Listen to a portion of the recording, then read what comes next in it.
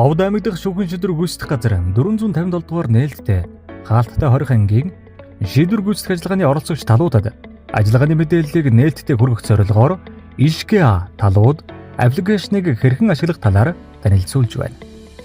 Шийдвэр гүйцэтгэх ажиллагааны оролцогч талууд нь Android болон iOS үйлдвэрлэлийн системтэй гар утасны Play Store, App Store-ын хайлтын хэсгээс ишгэ талууд аппликейшнийг татаж ажиллагаа хариуцсан шийдвэр гүйцэтгэгчээс олгосон нэвтрэх нэр нууц үгээр нэвтрэнэ.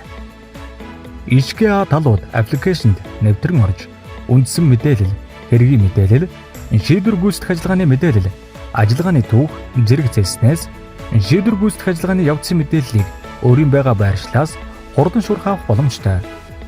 Тухайн аппликейшн тусгагдаагүй мэдээллийг ажиллагаа хариуцсан шийдвэр гүйцэтгэгчээс гар утсаар болон ховд доогуур зураас ишгэ @cdc.gov.cg мэйл хаягаар шаардлагатай тохиолдолд бичлэн уулзаж авах боломжтойг танилцуулъя.